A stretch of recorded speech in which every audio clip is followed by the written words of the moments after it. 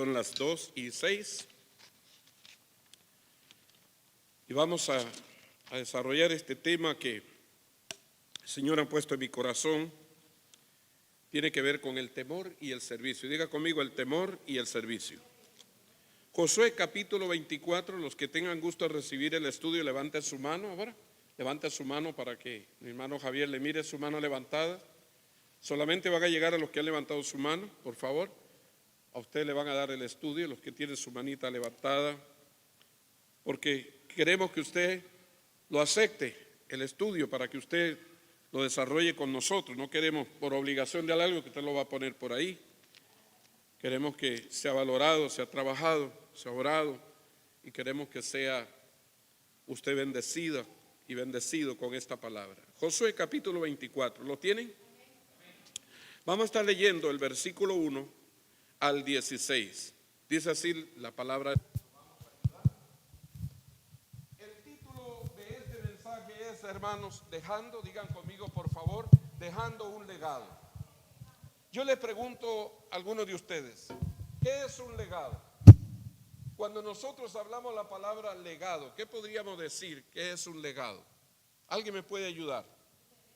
Es una herencia, un legado es una herencia. ¿Qué más podríamos decir que es un legado?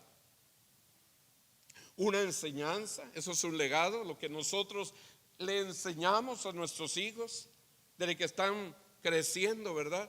Eso me recuerda a la cultura hebrea, cuando a los 5 años de edad un niño judío, ya a esa edad, tiene que haber conocido los primeros, diga conmigo, los primeros 5 libros de la Biblia. Los primeros 5 libros de la Biblia. Eso es mucho decir para un niño de 5 años. Para un niño de 12 años que se considera ya un adulto, el bar mitzvah, que se puede poner el kipá y el talí y puede leer las escrituras en el templo, ya tiene el conocimiento de los principios básicos de la palabra de Yahweh, del Señor. Eso es un legado. ¿Qué más podríamos decir que es un legado? Una herencia, una enseñanza. ¿Qué más podríamos decir? ¿Qué tienen en mente ustedes?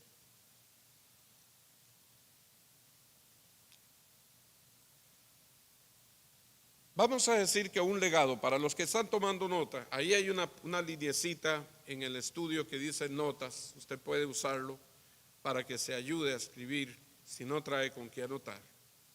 Un legado es una herencia. Un legado es una herencia. Puede ser una cosa material o inmaterial, como lo estamos hablando. Puede ser un terreno, puede ser riqueza, puede ser bienes, ¿verdad?, que le quedan a sus familiares y ha permanecido por generaciones en esa casa. O bien puede ser lo inmaterial, como estamos indicando, nos dijo nuestra hermana Dania, ¿verdad? Una enseñanza, eso es un legado, que se deja en testamento o se transmite de padres a hijos, de generación en generación. Eso es un legado.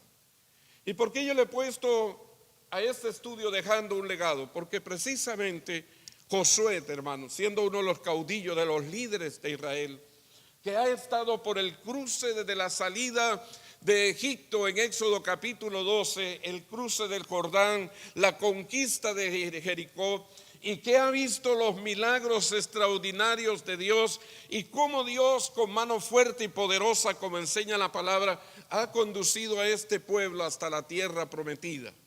Y han pasado otros 40 años, diga conmigo, otros 40 años, o sea, es decir, 80 años, el hombre no se ha retirado, ¿verdad?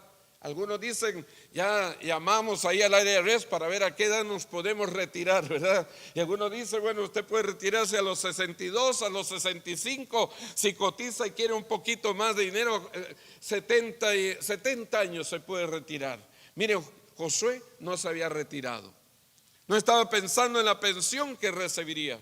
Él estaba pensando, preocupado en el legado que le iba a quedar al pueblo de Israel. Diga conmigo, el legado que iba a dejar. Diga conmigo, el legado que iba a dejar.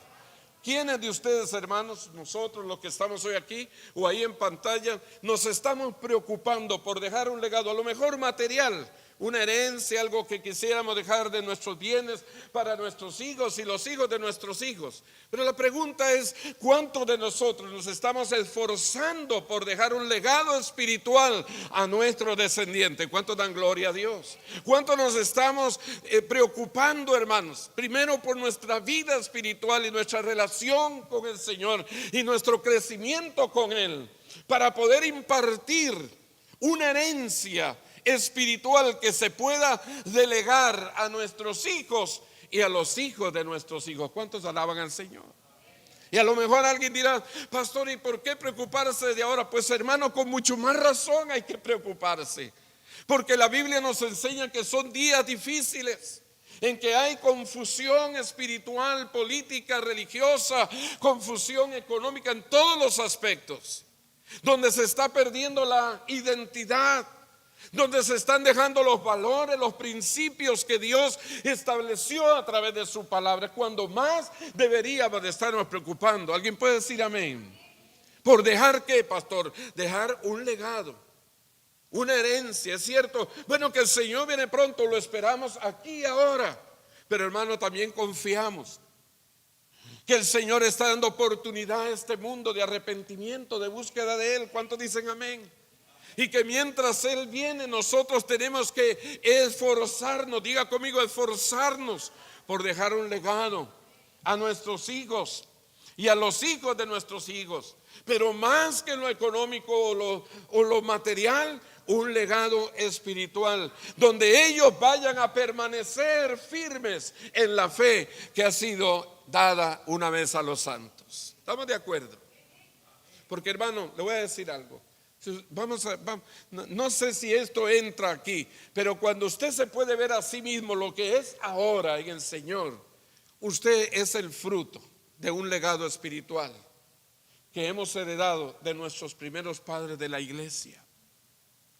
Un legado espiritual de estos hombres que en el principio que leemos en el libro de los Hechos empezaron a llevar el evangelio primero a Jerusalén, Judea, Samaria, como dice Hechos capítulo 1 verso 8, y luego se lanzaron a lo último de la tierra. Yo digo, una nación como la India, que ha sufrido la pandemia en estos días al nivel que lo ha sufrido. Yo digo, lo que yo pensaba, lo que analizaba era, bueno, en los principios de la iglesia, en los primeros 300 años, la India fue alcanzada con el evangelio de Jesucristo. Tenía un legado, pero no caminaron en ese legado.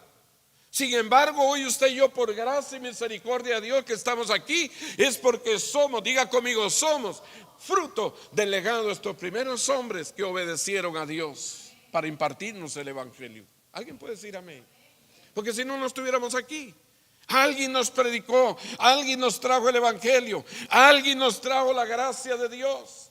Pero ese alguien tuvo que haber sido alcanzado por otras generaciones que nos antecedieron, que trajeron el evangelio y nos trajeron la luz de la gracia de Dios, pero porque estuvieron dispuestos. Mi pregunta es, hermanos, ¿estamos esforzándonos, como le dice Pablo a Timoteo, en la gracia que nos ha sido dada para poder dejar un legado de fe a nuestros hijos y a los hijos de nuestros hijos? Y si el Señor aún tardase por un poco de tiempo más, por misericordia para este mundo, que puedan, como nosotros, ser parte, no de una denominación, no de una religión, sino de una vida de relación con nuestro Dios. Eso es un legado. Han pasado 40 años, vamos al estudio. Ha llegado el momento de un hombre de Dios que a lo largo de su vida está dejando un legado inolvidable para toda una nación. Josué, hijo de Nun, como ha sido conocido, se acerca el momento de su partida y es necesario hacerle saber el legado de Dios al pueblo de Israel. Por eso relata la historia de Israel, paso a paso. Desde el momento, hermano, como leíamos el domingo pasado, del paso o la salida de Abraham de la tierra de idolatría. Deja tu casa y tu parentela y ve a una tierra que yo te mostraré. En otras palabras, deja la vieja vida, deja la idolatría Y Abraham inmediatamente, sin cuestionamientos, sin dudas, simplemente él cree y empieza a caminar a una tierra desconocida para él, pero que Dios se la había prometido. Y por eso cruza el río. Es el relato que hace Josué. Y van a la tierra de Padán Aram, cruzan el río y llegan a la tierra donde estaban todos aquellos jebuseos, heveos, cananeos que habitaban esta tierra.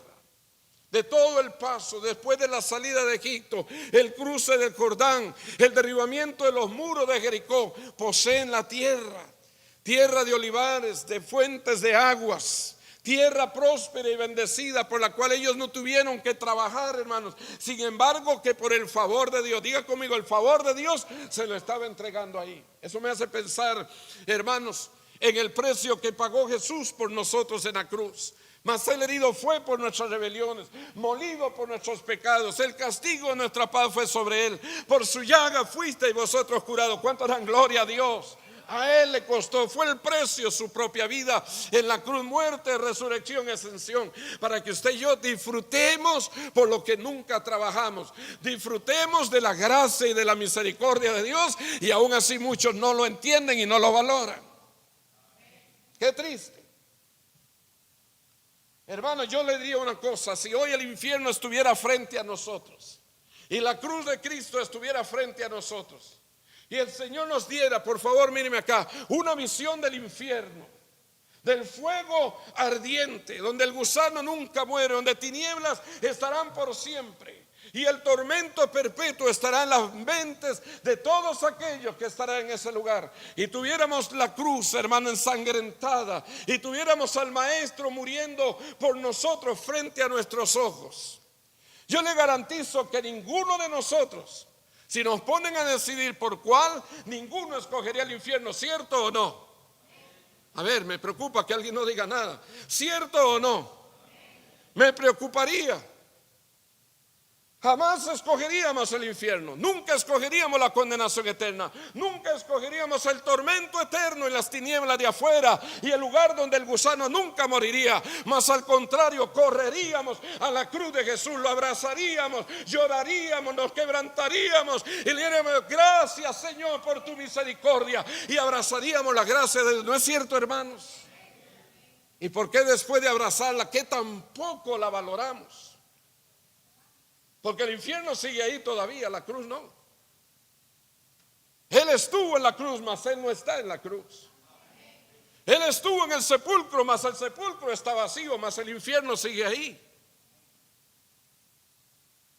Él caminó entre nosotros aún 40 días después, hermano. Dio testimonio, dice Lucas, con pruebas indubitables. Se le mostró a las mujeres, a los apóstoles, a los caminantes de Maús, a más de 500 hermanos, dice Pablo. Pero luego, aleluya, después de esa resurrección ascendió a los cielos. Y dice la palabra de Dios que hoy está sentado a la diestra del Padre, lleno de gloria, lleno de poder y lleno de majestad. Él está ahí, Él vive para siempre. Pero la cruz solamente fue transitoria, fue solo por un momento. Y en esa cruz, por todo el amor a la humanidad, Él se entregó. No para que nosotros menospreciemos la cruz, sino para que valoremos el sacrificio de lo que Jesús hizo por nosotros y aprendamos a ver, hermanos, en la gracia de Dios, que es una responsabilidad de nosotros. Óigame esto, por favor, de cuidar la salvación. No nos costó, es por gracia, pero tenemos que valorarla, tenemos que cuidarla, tenemos que amarla y no dejar que el fuego y el amor por el Señor se apague en nuestro corazón, porque muchos están siendo indiferentes, ya ni les interesa oír de la gracia. Escrito está: aún llegará la hora en que hermanos se entregarán a otros hermanos en los días de persecución, como fue en el pasado. Pero hermano, qué terrible. Cuando el Señor en Mateo 25 llamó a aquellos y los seleccionó unos a la derecha, a la izquierda, y uno le decía: Señor, en tu nombre echamos fuera demonios, profetizamos, hicimos milagros. Apartados de mí, hacedores de maldad, que no os conozco, porque el infierno estará ahí. Sabían, mas no abrazaron la fe. Conocían, mas no quisieron seguir en la fe. Quisieron vivir como el mundo, hermanos, está viviendo hoy, desviado de la misericordia, de la gracia, porque quieren vivir de esa manera. ¿Se ha visto? Cuando quitaron los protocolos, se han desbordado los bares, se han desbordado las discotecas, se han desbordado los centros de corrupción. Como que no se ha entendido la lección tan clara que Dios ha permitido en este mundo, hermanos. Y muchos creyentes van tras esa misma corriente, sin entendimiento. Por eso uno dice, bueno, ¿qué es lo que está pasando, pastor? ¿Sabe qué es lo que está pasando? Que Dios en su misericordia está dando una oportunidad más, pero no será para siempre. Por eso es que la cruz no es una opción, no es una alternativa, es la única solución que el hombre tiene para poder llegar a la eternidad con Dios. ¿Alguien puede decir amén? Es la única alternativa, es la única manera, porque no hay otro nombre bajo el cielo en el cual podamos ser salvos, solamente en Jesucristo. Alguien diga gloria a Dios. No lo hay. Jesús dijo, yo soy el camino, la verdad, no digo 2 ni 3. Yo soy el camino, la verdad, la vida. Nadie, digan conmigo, nadie viene al Padre si no es por mí. Pero ahí estaba Israel, hermanos. Estaban gozando de lo que no sembraron, estaban disfrutando de lo que nunca habían pagado el precio. Era la gracia de Dios, sin embargo no le estaban valorando. Por eso es que es necesario un legado. Por eso vaya conmigo a este estudio, hermanos, y aunque no terminemos hoy, permítame que el Espíritu Santo revele a nuestro corazón estas verdades. Se acerca el momento de su partida en Josué. Y es necesario hacerle saber el legado de Dios al pueblo de Israel. Por eso relata la historia de Israel. Y una premisa en esta historia está presente. Verso 14, léalo conmigo ahí. Les dice, ahora pues temed a Jehová. Digan conmigo, temed a Jehová. Y servidle con integridad y en verdad. Hermano, no estamos hablando de cosas inalcanzables. Óigame esto. Pastor, no es fácil. No es fácil. Pastor, es difícil. Sí, cuando nosotros vamos contra corriente, sí es difícil. Pero cuando la gracia de Dios es que la gracia te levanta y te lleva. ¿Aló? ¿Me están captando, hermano? O sea, pregunto, ¿qué hicimos nosotros para ser salvos?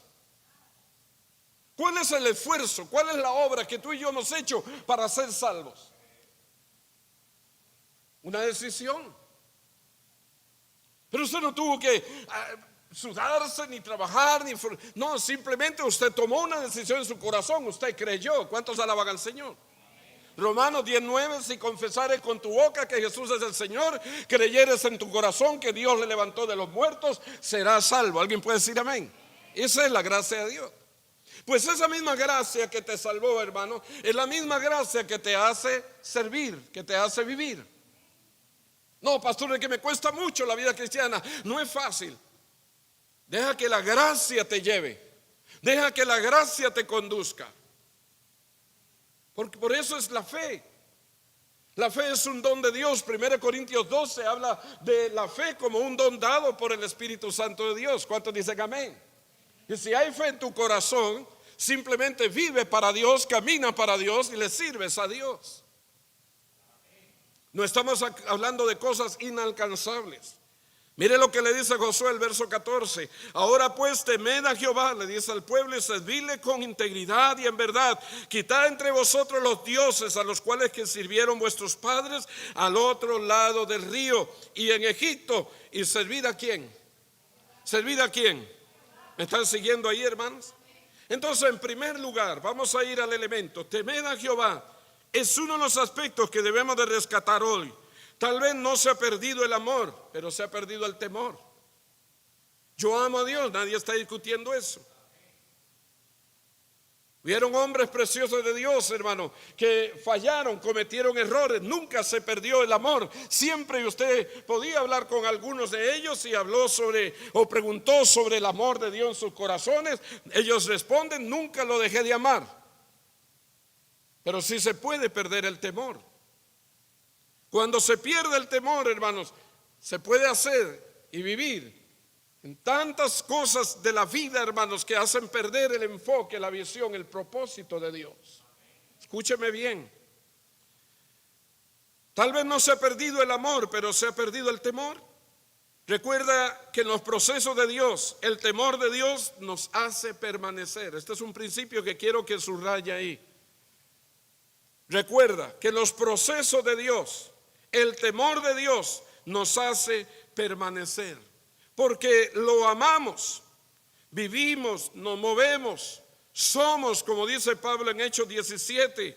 Pero el temor trae permanencia. Diga conmigo, el temor trae permanencia. No estoy hablando de ese temor de miedo, de pánico. Estoy hablando del temor que es traducido bíblicamente por la obediencia.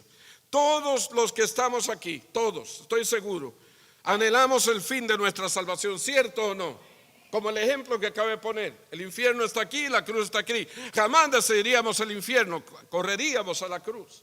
Eso es lo correcto, eso es lo de un hombre sapiente, de un hombre que teme a Dios, que dice: yo no quiero el infierno, lo rechazo. Pues entonces vive para Dios, muévete para Dios, camina para Dios, muévete en el temor del Señor. Todos los que estamos aquí anhelamos el fin de nuestra salvación, y para llegar ahí debemos de permanecer en la obediencia. Los que están conmigo digan obediencia. Permanecer en la obediencia. ¿Dónde está eso, pastor? En Hebreos 5 nos habla de los padecimientos de Jesús. Cómo Él fue procesado. Y cómo Él, hermanos, mire qué impresionante esto. Y cómo Él, como dice Filipenses 2, por lo que Él mismo se humilló hasta lo sumo. Y dice que es humillado hasta lo sumo para ser obediente. ¿Hasta dónde, pastor? Dice Pablo, hasta la muerte. Entonces, ¿es gracia? Sí, es gracia. ¿Es la misericordia de Dios? Claro que es la misericordia de Dios. Míreme acá, hermanos. ¿Es el abrigo de Dios? Claro que es el abrigo de Dios. Pero para llegar al final hay que obedecer. Para llegar al final hay que obedecer. Por eso es el legado que está indicándole Josué a su pueblo. Ahora, el temor de Dios se demuestra no solo porque le obedecemos, sino también porque le servimos. Diga conmigo, no solamente se demuestra por lo que le obedecemos, sino también por lo que nosotros de Dios, sino también con mis nietas, porque uno dice: la responsabilidad de mis nietas no es mía. No, sí, todavía usted es el patriarca, o es que se considera muerto. Exacto, el pilar, el bastión, la base de donde nace la familia. Por eso es que Abraham fue llamado el padre de naciones, porque él dejó un legado de fe, hermanos, que ha sido transmitido durante ya más de 5,000 años. ¿Cuánto dan gloria a Dios? Y aunque vemos lo que ocurre en la nación de Israel y suceda lo que suceda, hay un legado en el corazón de ese pueblo. Está en el corazón de Dios Jerusalén. Y Dios guarda a su pueblo, protege a su pueblo, porque Dios es bueno. Pero ¿por qué entendemos, hermano? O hacemos, perdón, lo que hacemos por la esposa, por los hijos, por los seres queridos? Reitero, porque asumimos una responsabilidad. Por tanto, somos obedientes a esa responsabilidad. Fuese que fuésemos enseñados o no, porque para ser padre no hay ninguna universidad en el mundo que lo enseñe. Para ser madre no hay ninguna universidad. Recibimos lo que recibimos, con mucho respeto lo digo, de nuestros padres, pero a lo mejor no fue tan bueno el ejemplo. Y sin embargo asumimos responsabilidad de padres, asumimos responsabilidad de madre. Si yo me guío por el patrón que tenía, estuviera no sé dónde, hermano. Y si no hubiera sido la misericordia de Dios, no sé qué hubiera pasado con mi vida. Yo no tuve el reflejo de un padre. Yo no tuve la visión de lo que es el amor fraterno, el respeto, el cariño, la honra. No lo tuve. El destino marcó esa situación en la vida mía. El diablo quería destruirme desde muy niño, pero Dios me tenía trazado un futuro eterno. Bendito sea el nombre de Jesús. Y en su gracia pude venir a sus pies y conocerlo a Él. Y Él me ha enseñado a ser un padre. a ser un esposo, aunque no soy perfecto, y perdóneme que use mi vida como ejemplo, trato de ser lo mejor que yo he podido. Pero hay un legado. ¿Por qué asumimos esa responsabilidad de la obediencia? Porque sabemos la labor que tenemos que cumplir. El ser padre es una responsabilidad muy grande.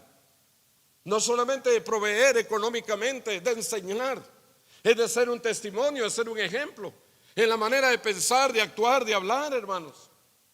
Me he oído decir aquella anécdota, diría, pastor, otra vez, sí.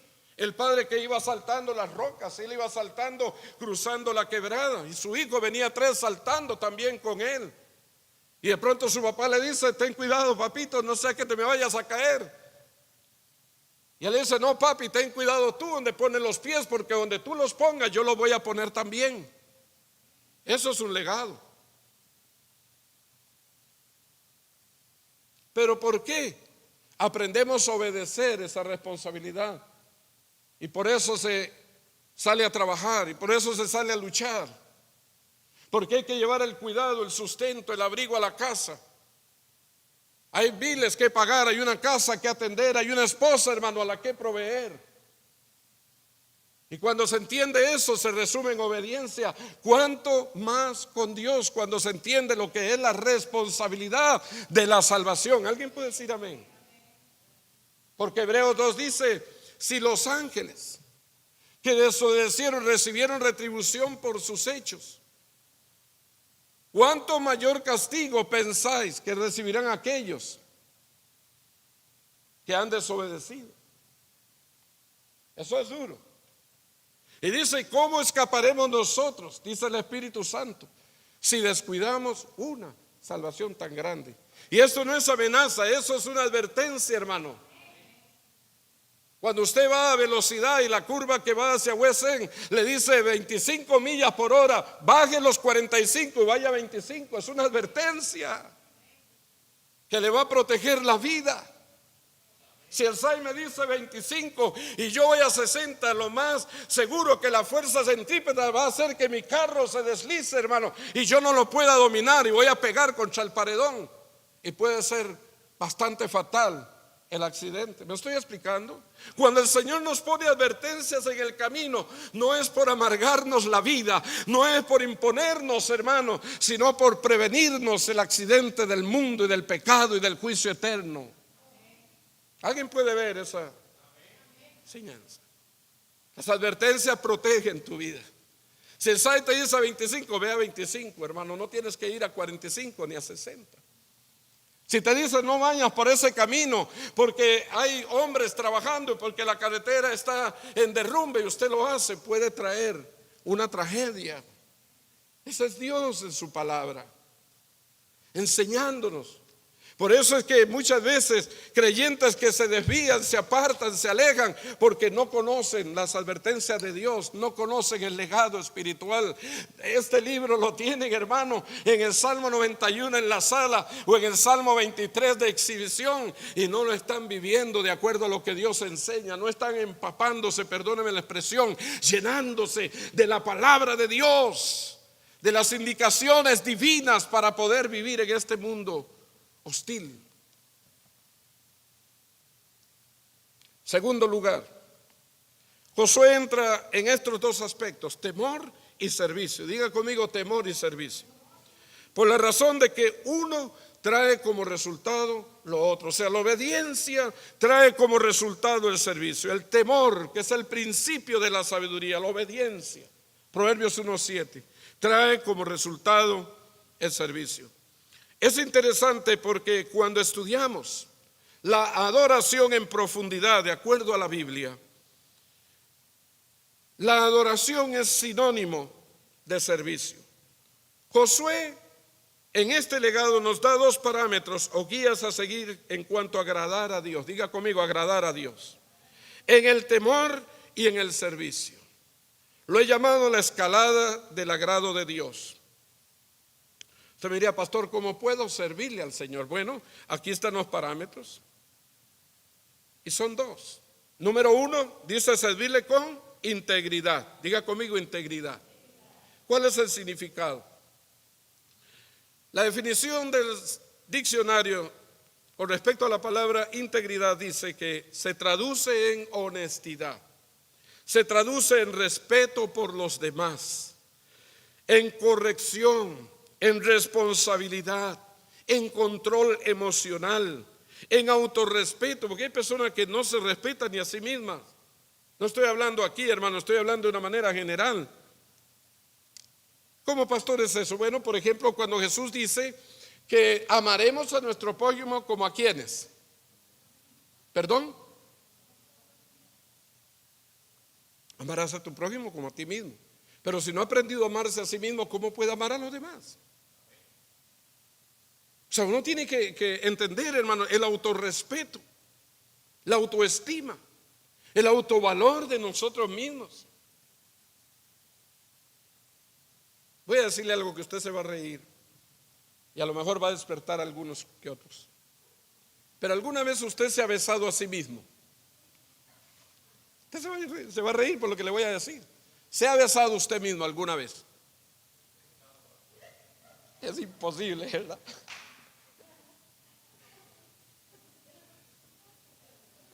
¿Usted se ha dado alguna vez un beso diciendo gracias, Señor, por lo que yo soy?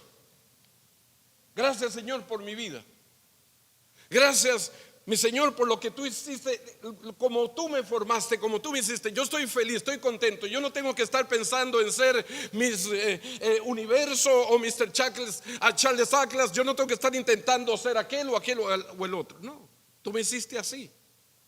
Y como soy, te doy gracias. ¿Cuántos han por lo menos alguna vez en la vida orado así? Algunos no han ni orado por eso. Usted no ha orado por sí mismo, ¿cómo puede orar por los demás? No puedo ni pensar. Pero usted se ríe porque estoy diciendo una cosa, hermanos, muy infantil, muy niña, muy inocente. Pero, hermano, a la verdad, el valorarse a sí mismo es como besarse a sí mismo, por entenderse que la creación de Dios en usted es tan extraordinaria, tan maravillosa, que no hay otro igual a usted. Digan, algunos estarán diciendo gracias, Señor, porque no hay otro igual. ¿Verdad? Valorarse, autorrespetarse. Amarás a tu prójimo como a ti mismo. Claro, ¿cuánto me valoro yo? Así valoro a los demás. ¿Cuánto me amo yo y me autovaloro? Así mismo a los demás. Wow, eso es tremendo, es una verdad espiritual poderosa.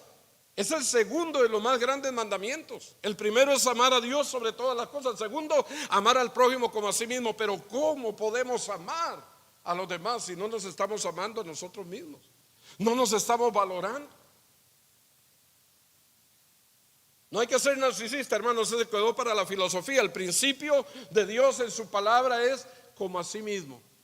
Si usted se valora, se chinea, se cuida, se ama, si usted puede considerarse que la creación de Dios está en su vida, entonces su vida tiene un gran y extraordinario valor. Primero, la sangre de Jesucristo, su Hijo, que nos limpia todo pecado, ¿sí o no? Y segundo, usted es único en este mundo. En 8,000 millones de seres humanos no hay otro igual a usted.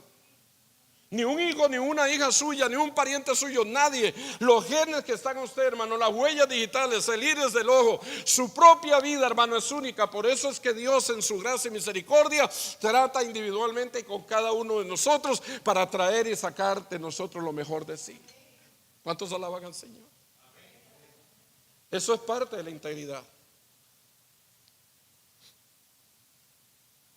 ¿Qué más dice? Autorrespeto, puntualidad, lealtad, ser leales. Leal a la esposa, leal a los hijos, leal en la iglesia, leal sobre todas las cosas a Dios. Pulcritud, ser pulcro, ser limpio en toda la manera de pensar, de hablar. Luchamos con esas cosas a diario, hermano. No estamos metidos en una cripta, hermano, de 20 centímetros de grosor, hermano, contra balas, y no somos perfectos.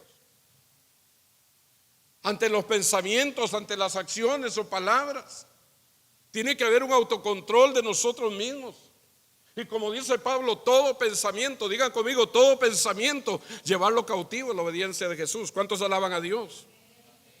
Pero hay que ser pulcros, disciplinados, considerados, tener consistencia, firmeza en las acciones. En general, una persona íntegra es alguien en quien se puede confiar. ¿Cómo nos llama Dios a temerle a través del Espíritu Santo en Josué? Nos dice que le temamos a Él y que le sirvamos con integridad. En segundo lugar, con verdad. La verdad, dice la definición del diccionario, es la correspondencia entre lo que pensamos o sabemos con la realidad. La palabra como tal proviene del latín veritas, veritatis, mírelo ahí, y en este sentido la verdad supone la concordancia entre lo que afirmamos con lo conocido, entre los sentimientos y también el pensamiento. De ahí que el concepto de verdad también englobe valores como la honestidad, la sinceridad y la franqueza. Hermano, ¿cuánta falta de estas cosas hay en mi vida? Yo me pregunto, yo me examino a mí mismo. Yo no tengo que examinarlos a ustedes, mucho menos juzgarlos, pero preguntémonos cuántas de estas cosas realmente están en nuestra vida. ¿Cuántas de estas cosas podemos traer delante del Señor y servirle, hermanos, con esa integridad y con esa verdad que Dios quiere en nosotros? Sinceridad, franqueza. Estos son los lineamientos a seguir si en verdad queremos agradar a Dios en el servicio. Andar en integridad, andar en verdad. Y usted me dice, como cristianos a este nivel de vida, hermano, estos son principios que tenemos que rescatar. No solamente son valores, son principios en los que nosotros debemos de vivir para servirle a Dios y para agradar a Dios. ¿Estamos de acuerdo? Yo creo que esto merece un examen en nuestra vida. De verdad merece un análisis más allá de lo que estamos hablando aquí, hermanos. Y es algo por lo que yo quisiera, como dice mi pastor, poner una semillita en su corazón y que vayamos delante de Dios y nos escudriñemos, como dice Jeremías, nuestros caminos y nos encontremos ahí, porque el legado que está dejando Josué, hermano, de parte de Dios, es un legado a temerle y a servirle con integridad y con verdad. Y eso es lo que va a traer el éxito en la vida de una nación. Ahora, vamos a ir al punto 3 rápidamente. Finalmente, el aspecto del temor a Dios como el único Dios verdadero. El temor a Dios como el único Dios verdadero. Josué exhorta al pueblo a abandonar los dioses de Egipto. Corríjame ahí si hace falta alguna letrita, por favor. Los dioses de Egipto. Nos preguntamos por qué. ¿Sabe por qué, hermano? ¿Por qué Josué exhorta a Israel a dejar los dioses de Egipto? Porque en 40 años no habían abandonado lo opuesto a Dios, a los ídolos. En cuanto Dios se les había revelado a toda la nación, Dios se les había mostrado con prodigios, con señales, con milagros, con maravillas. Y lo que fue entregado a ellos, hermano, era para que permaneciera para siempre. Por lo tanto, ellos tenían que quitar, sacar de sus vidas los ídolos, lo opuesto a Dios, lo que le impedía servir a Dios, con esos dos elementos anteriores que acabamos de tocar, integridad y con verdad. Porque para vivir y servir a Dios, bajo estos principios se debe dejar lo opuesto al Dios verdadero. Y esto es todo aquello que se antepone a Dios. Eso es idolatría. Tenemos un ejemplo en Colosenses 3:15, cuando, por ejemplo, y valga la redundancia, dice que toda codicia o la codicia es idolatría. ¿Qué es la codicia? Tengo lo que necesito, pero deseo más. Tengo lo suficiente, pero me esmero, hermano, de una manera en la cual inclusive pierdo, escúcheme bien, y el buen entendedor pocas palabras le bastan, pierdo la bendición de Dios por crecer en el conocimiento de Él y su palabra. Y lo más triste es que muchos, precisamente por esta codicia, están perdiendo aún la salvación. ¿Sabe por qué, hermano? Yo aprendí un día de estos una lección. Yo vi a mi mamá, y perdóneme que ponga ejemplo, sembrar algunas cositas. Ella alquilaba terrenitos pequeños, ella hizo de padre y madre, trabajaba muy duro por vernos a nosotros. Como yo era el mayor de la casa, tenía que ir con ella siempre, hermano, siempre, desde muy niño, 7 años, cumpliendo 7 años, a la tierra, al trabajo, lo que fuera. Había que caminar con ella. Me acuerdo cómo sembraba los frijolitos, cómo sembraba el maíz. Me acuerdo que pegaban unos frijolales hermosos, hermano, y unas plantas de maíz hermosas. O sea, podíamos comernos, nosotros decimos una chorreada, una cosposa, una tortilla. No se le ponía ningún abono orgánico, aquello era la tierra daba el fruto. Las yucas, por ejemplo, que es un tubérculo muy delicioso, frito o en sopa, lo que usted quiera. Yo la vi sembrar los frijoles, el maíz, las yucas. La vi sembrar las plantas, hermano, de chayotes, el squash, pegaba unas chayoteras, unas barbacoas que había para bendecir a los vecinos. Yo aprendí de esas cosas. Muchos años después, para este tiempo, hermano, Dios me permite poder trabajar un poquito la tierra, no como ella. Ella era excepcional, la campesina maravillosa. Y entonces estoy viendo cómo injertar, porque sembré un arbolito de aguacate y digo, voy a hacer el experimento, y creció, pero vino el invierno y obviamente pues no lo protegí como tenía que hacerlo, se murió. Digo, bueno, ¿cómo injertar un árbol de aguacate? Entonces estaba viendo una tutoría de cómo injertar un árbol de aguacate. Por favor, míreme acá. Y entonces el maestro estaba enseñándonos de sembrar la semilla, la planta al crecer, cortar el follaje, dejarlo el grosor de un lápiz de escribir y luego buscar el otro follaje de alguno de los mejores arbolitos, cortarlo el más frondoso, lo más lindo, hacerle al que acaba de cortar una incisión, hermano, en ambos lados del tallo, igual del grosor de un lápiz de escribir, y dejarlo casi al nivel transparente, que se puede ver a trasluz, y luego tomar el que está ya en la maceta y hacerle otra incisión y cortarlo a la mitad, y traer el que tiene en su mano, que se vea a trasluz, insertarlo a la mitad con mucho cuidado del que está en la maceta. Una vez que lo inserta, eso se llama un injerto, injertar árbol de aguacate para que pueda dar un fruto pronto, rápido, y pueda hacerlo hasta en la propia casa o en el jardín de la casa. Y yo me quedé contemplando eso, y luego tomó un pedazo de plástico y de arriba hacia abajo lo empezó a coser, digámoslo así, o a envolver para protegerlo del agua. Le hizo un nodito y lo cerró y lo dejó ahí. A los días él presentó el arbolito ya crecido, frondoso, y al paso del tiempo necesario me presentó el árbol con el fruto. El árbol de aguacate injertado desde su principio, de sembrar la semilla hasta ver el fruto. Y lo que Dios me enseñaba es esto, hermanos. Cada árbol, dice la Escritura, hablando el Señor en Génesis, da su fruto según su género, ¿cierto o no? O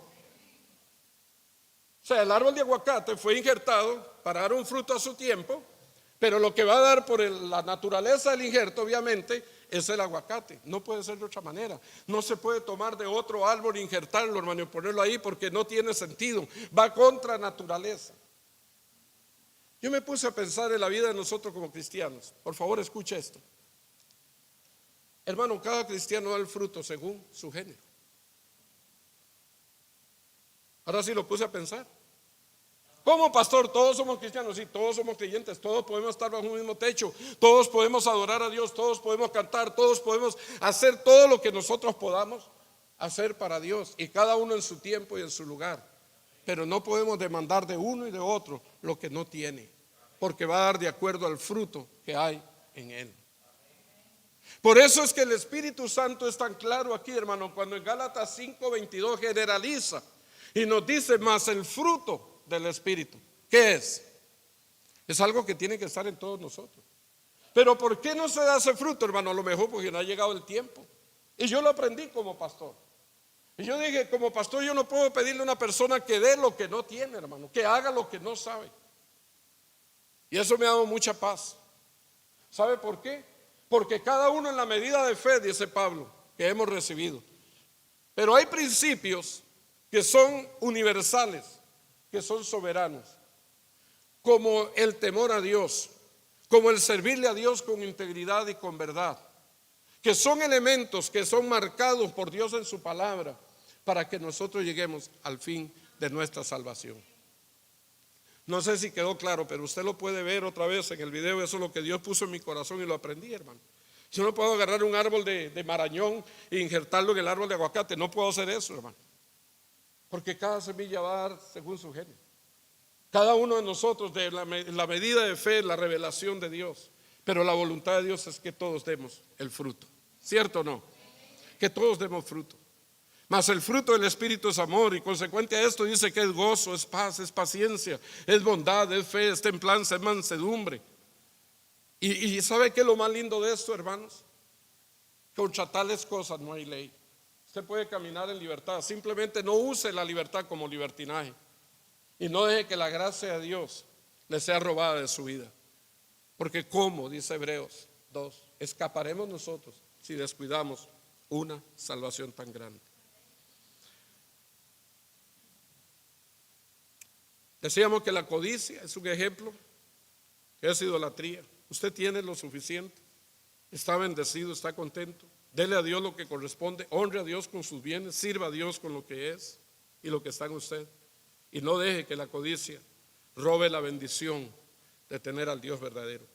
Quizá aquí encontremos la razón por la cual a lo mejor no le estamos dando a Dios una vida de verdadero temor. Lo amamos, pero no hemos llegado allí. Lo honramos con nuestros bienes, pero no hemos llegado allí para servir con lo mejor que Dios quiere, que es con integridad y con verdad. Le he dejado unas citas bíblicas en Éxodo 20, 1 al 6. Léalo en su casa, hermanos.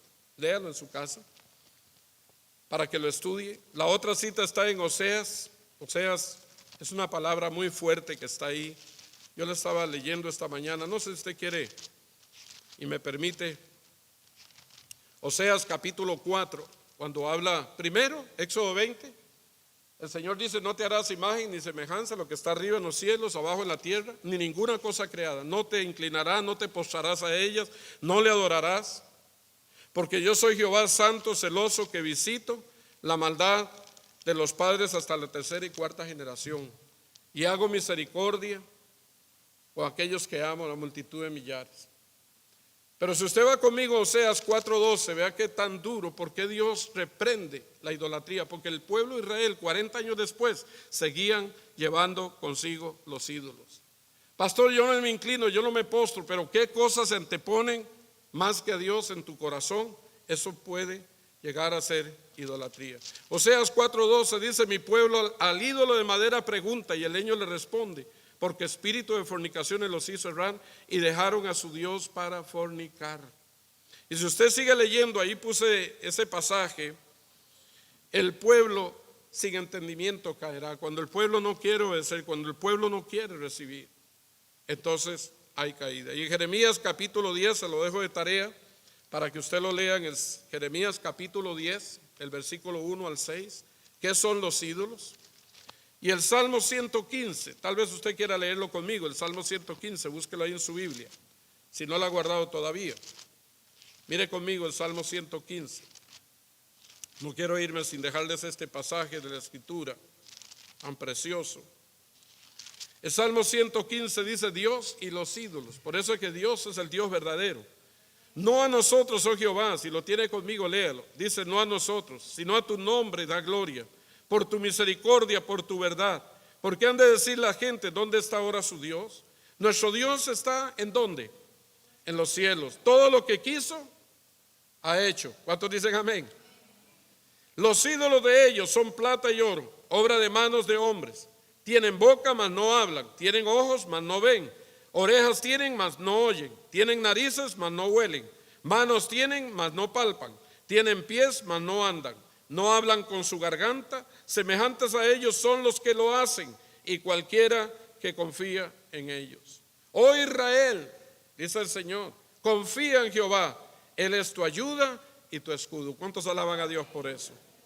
Lea esas citas bíblicas en casa. Vamos a ir a la conclusión. Bueno, Levítico 26, dele vuelta a la página. Y Gálatas 5:19, Apocalipsis 21:8 nos habla de que los idólatras no heredarán. Por eso es que Dios aborrece la idolatría. Por eso Él dice en la sentencia: no heredarán el reino de Dios. La conclusión: ante la conciencia de una realidad, Josué nos ofrece una solución. Él dice: si les parece mal servir a Jehová, elijan hoy a quién sirven. Si les parece mal servir a Jehová, elijan hoy a quién sirven. Si a los dioses a quienes sirvieron vuestros padres cuando estaban al otro lado del río, acuérdese de Padán Aram, o a los dioses de los amorreos en cuya tierra habitáis. Pero yo y mi casa, díganlo conmigo, yo y mi casa serviremos a Jehová. ¿Qué es eso? Decisión. Lo decía con nuestro hermano Orlando, es decisión. En la vida debemos habituarnos a tomar buenas decisiones. Buenas decisiones, un futuro seguro.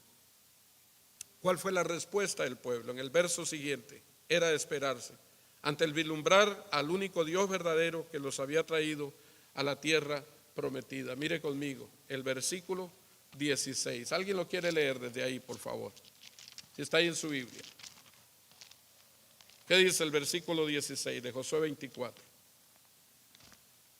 Póngase de pie, por favor. ¿Qué dice?